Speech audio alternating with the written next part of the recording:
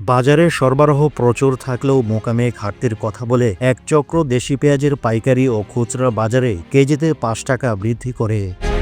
তাই মৌসুম ও ভোক্তাদের ক্রয় ক্ষমতার মধ্যে আসছে না পেঁয়াজের দাম।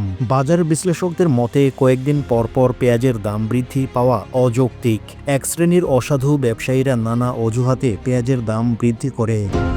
রাজধানীর বাজার ঘুরে দেখা যায় প্রতি কেজি আমদানি করা পেঁয়াজ বিক্রি হচ্ছে ৩০ থেকে ৩৫ টাকা, যা গত সপ্তাহে একই দাম। অন্যদিকে দেশি পেঁয়াজ বিক্রি হচ্ছে ৩৫ থেকে ৩৮ টাকায়, যা গত সপ্তাহে ৩০ থেকে ৩৫ টাকা ছিল। এদিকে সরকারি সংস্থা trading corporation of Bangladesh TCB হিসেবেও পেঁয়াজের বাজার এখন বেশ চড়া। সেখানে গত বছর একই সময়ে দেশি পেঁয়াজের দাম ছিল ১৮ থেকে ২০ টাকা। আর এই পেঁয়াজের মূল্য দেখা যায় ৩০ থেকে ৩৮ টাকা। সেক্ষেত্রে বছরের ব্যবধানে দাম ৯০% বেশি। পেঁয়াজ কিনতে আসা ক্রেতারা বলেন, পেঁয়াজের দামের কথা আর কি বলবো, গত বছর থেকে এ পণ্যটি কিনতে হিমশিম খেতে হচ্ছে। এখন পেঁয়াজের মৌসুম, ভেবেছিলাম নতুন বছরের দাম ক্রয় ক্ষমতায় আসবে, কিন্তু তা আসেনি। জানি না কবে নাগাদ কম দামে পেঁয়াজ কিনতে পারবো।